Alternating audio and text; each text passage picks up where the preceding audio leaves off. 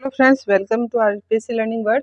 आज देखेंगे हम एनसीईआरटी क्लास 9th के पॉलिटिकल साइंस या सिविक्स का चैप्टर नंबर 2 है दोस्तों, संविधान निर्माण या कॉन्स्टिट्यूशनल डिजाइन। इसके पहले चैप्टर नंबर 1 के नोट्स आप जरूर प्लेलिस्ट पर जाकर जरूर देख लीजिएगा, इससे चैप्टर नंबर 2 को अच्छे से समझने में आपको मदद मिलेगी।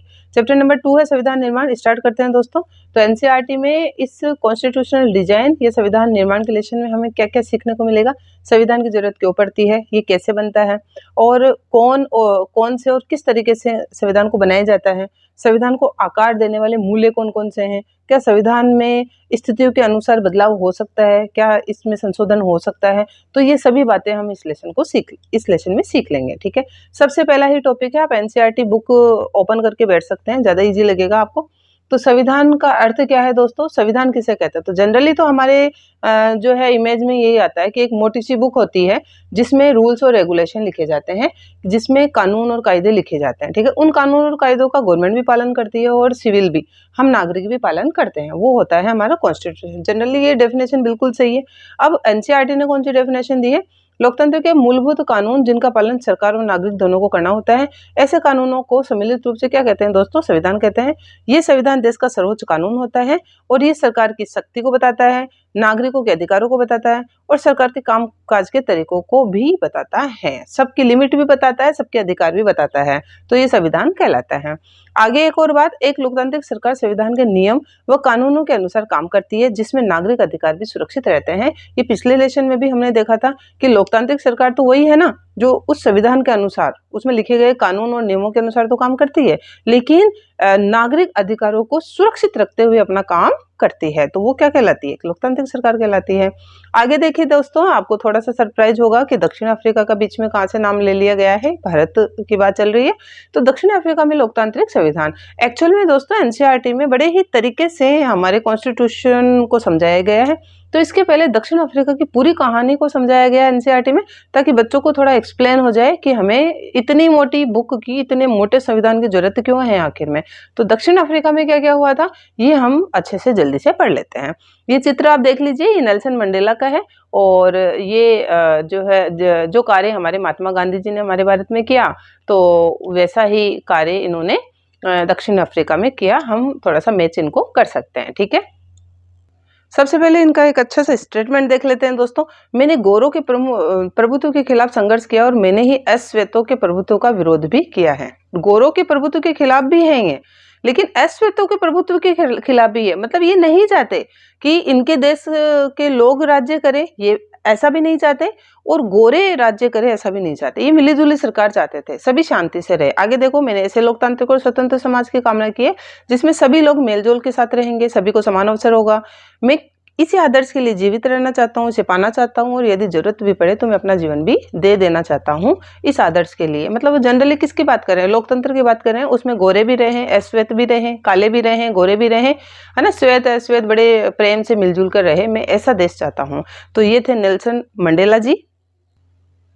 17वीं और 18वीं सदी में दोस्तों यूरोप की जो कंपनी आई थी ना, वो भारत में तो आई थी, दक्षिणी अफ्रीका में भी साथ के साथ आई थी। ठीक है, तो भारत को जैसे इन्होंने गुलाम बनाया था ना, वैसे दक्षिण अफ्रीका को भी गुलाम बनाया था। इसलिए भारत और दक्षिण अफ्रीका की कहानी जो है काफी सेम से मिलती है, क्योंकि यहाँ पर भी अंग्रेजों ने अत्याचार किए थे, दक्षिण अफ्रीका में भी अंग्रेजों ने अत्याचार किए थे। तो वहां थोड़ा रंग भेद का, नस्ल भेद का बहुत ज्यादा था। ठीक है, तो गोरे दक्षिण अफ्रीका में भी बस गए, उन्होंने चमड़ी के आधार पर लोगों को ही 3 भागों में बांट दिया। देखो, तो सबसे पहले तो अश्वेत मतलब काले लोग, फिर रंगीन चमड़ी वाले या मिश्रित नस्ल के कौन, जो भारतीय मूल के थे। ठीक है, ना ज्यादा काले ना ज्यादा गोरे, श्वेत वो खुद थे ही अंग्रेज। ओके, और अश्वेत सबसे ज्यादा थे, जबकि दक्षिण अफ्रीका में अश्वेतों की, भाई वो तो उनका देश था, तो अश्वेतों की सबसे ज्यादा आबादी 3/4 थी वहां पर। ठीक है, और ये इतने से एक मुट्ठी भर गोरों ने यहाँ पर राज्य कर लिया और इस प्रकार से दमनकारी नीतियां चलाई। अब सबसे पहले तो देखिए, रंगभेद की दमनकारी नीति थी क्या, इन लोगों ने ये क्या सिस्टम था जिससे इनका विरोध हुआ, ये देख लेते हैं।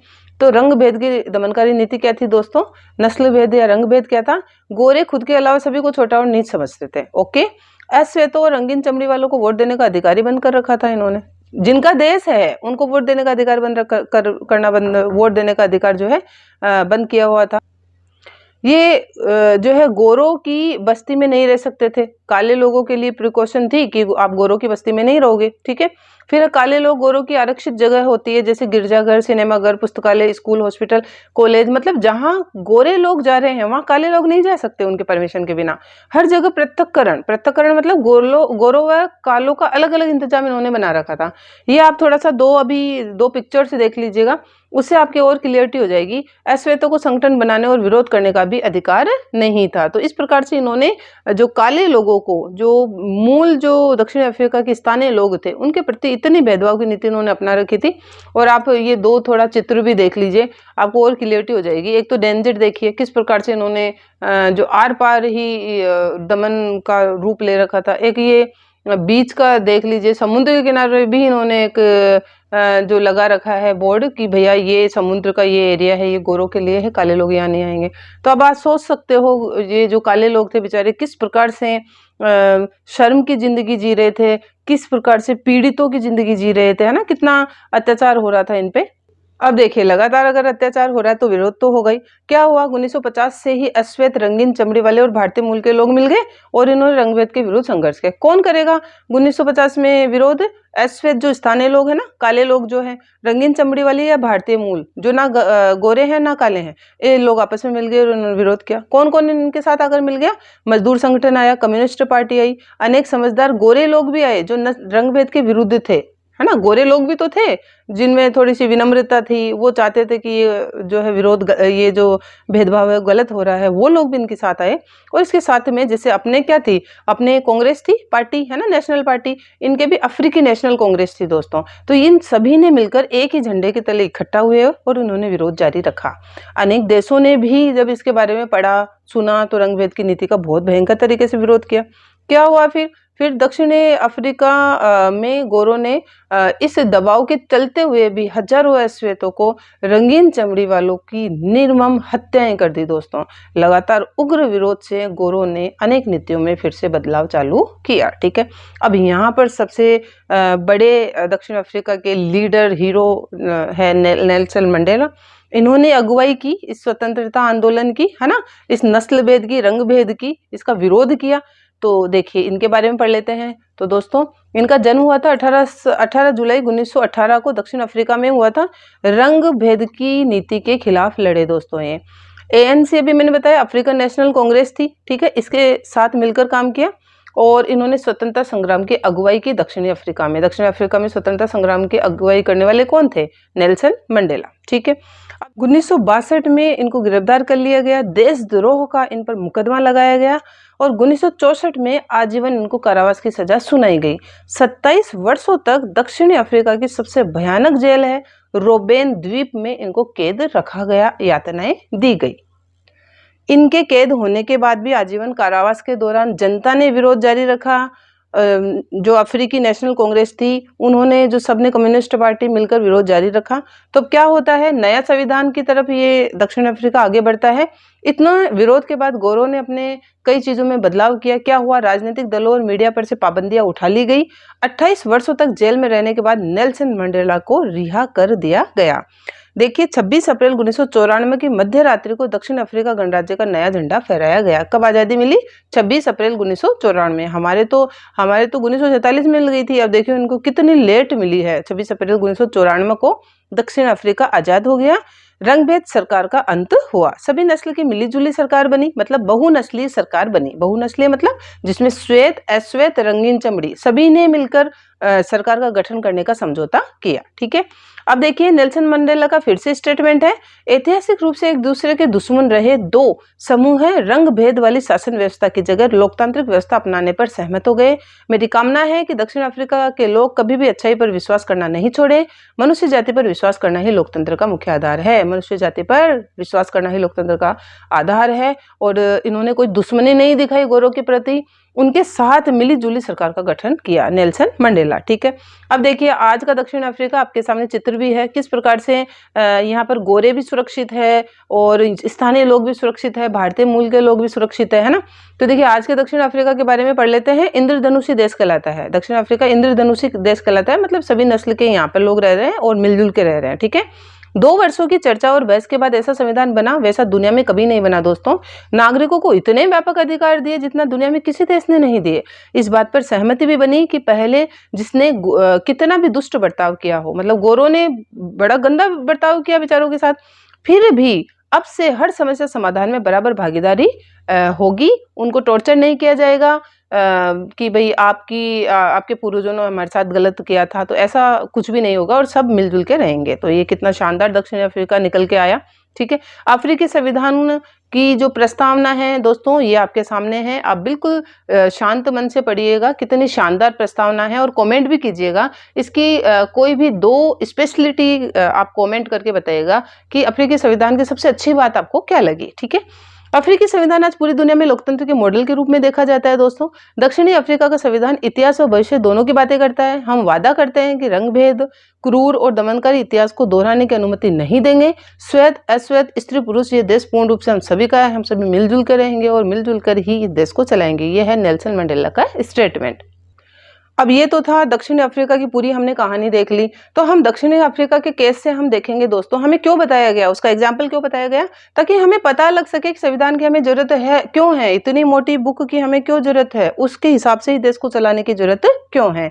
तो देखिए, दक्षिण अफ्रीका में श्वेत व अश्वेत दोनों का एक दूसरे पर भरोसा करना बहुत मुश्किल हो गया था। अतः जो बातें तय हुई उसे लिखित पढ़त में लिया जाए व उनको मानने हेतु सभी बाध्य हो तो ही समझौता संभव था। नेचुरल है कि एक दूसरे पर विश्वास ही नहीं रहा, ना गोरों का रहा न कालों का रहा, एक दूसरे पर श्वेत अश्वेतों का विश्वास नहीं रहा। तो उन्होंने सोचा अगर ये जो जितने भी कानून है अगर लिखित पढ़त में हो जाए और सब बाध्यता हो जाए कि सभी को मानना जरूरी है, चाहे सरकार हो चाहे नागरिक हो, तो ये समझौता संभव था। तो नियम ही सबसे ऊपर हो, कोई सरकार इनकी उपेक्षा नहीं कर सकती। इन्हीं बुनियादी नियमों के लिखित रूप को हम क्या कहते हैं, संविधान कहते हैं। शुरू में भी हमने सेम डेफिनेशन देखी थी। संविधान लिखित नियमों की ऐसी किताब है दोस्तों जिसे सभी नागरिक सामूहिक रूप से मानते हैं। संविधान सर्वोच्च कानून है जिससे नागरिकों के आपसी संबंध तय होते हैं, साथ ही नागरिकों व सरकार के बीच भी संबंध तय होते हैं। तो संविधान ऐसा कानून है जो नागरिकों के अधिकार देता है, नागरिकों के आपसी संबंध तय करता है, इसके साथ में गवर्नमेंट और सिविल दोनों के रिलेशन भी तय करता है। कौन? संविधान। अब इस दक्षिणी अफ्रीका के एग्जाम्पल से सीधा सा निकल के आ रहा है कि संविधान काम क्या करता है, क्यों बनाया गया है, वो तो तय हो गया अपना। ठीक है, कि हर चीज रिटर्न में हो और सरकार और सिविल की बाध्यता हो कि कंपलसरी है इसके नियमों को मानना, इसलिए संविधान जरूरी है। ठीक है, लेकिन संविधान काम क्या कर रहा है, तो देखो 4 मुख्य काम कर रहा है दोस्तों। फर्स्ट, लोगों के बीच भरोसा और सहयोग विकसित करता है। नेचुरल है, लोगों को ट्रस्ट होता है कि सभी इसी के अकॉर्डिंग काम करेंगे, तो लोगों में भरोसा और सहयोग बनता है। सेकंड, ये स्पष्ट करता है कि सरकार का गठन कैसे होगा, फैसले लेने का अधिकार किसे होगा, तो ये लिखा हुआ है वहाँ। थर्ड, ये सरकार के अधिकारों की सीमा, सरकार के अधिकारों की लिमिट भी तय करता है और हमें बताता है कि नागरिकों के अधिकार क्या है। तो गवर्नमेंट कैसे बनेगी, गवर्नमेंट के अधिकार क्या होंगे, गवर्नमेंट के अधिकारों की लिमिट क्या होगी और नागरिकों के क्या अधिकार होंगे, क्या आजादियां होगी, ये सभी भी हमें देता है। फोर्थ, ये है अच्छे समाज के निर्माण के बारे में लोगों की आकांक्षाओं को व्यक्त करता है। मतलब अच्छा समाज, लोगों के हिसाब से अच्छा समाज क्या है, ठीक है, उनके आकांक्षाओं को व्यक्त करने का माध्यम है संविधान। तो ये संविधान मुख्य रूप से ये 4 काम करता है दोस्तों। जिन देशों में संविधान है वे सभी जरूरी नहीं कि लोकतांत्रिक हो, बिल्कुल, क्योंकि अब भाई हर संस्था हो, छोटा सा संगठन हो, है ना, कोई छोटा सा आप क्लब ले लीजिए, कोई सोसाइटी ले लीजिए, अपना अपना संविधान है, सभी के कुछ रिटर्न कानून होते हैं, तो वो उनके लिए संविधान हो गया। देश में रिटर्न कानून है तो वो हमारे लिए देश का संविधान हो गया। तो जिन देशों में संविधान है वे सभी जरूरी नहीं कि लोकतंत्र हो, लेकिन जिन देशों में लोकतंत्र है, डेमोक्रेसी है, उनमें बहुत जरूरी है कि संविधान होगा ही, संविधान का होना लोकतंत्र में बहुत जरूरी है। तो दोस्तों यहाँ पर पार्ट फर्स्ट कंप्लीट होता है। कैसा लगा प्लीज कमेंट करके जरूर बताइएगा। Thank you so much friends.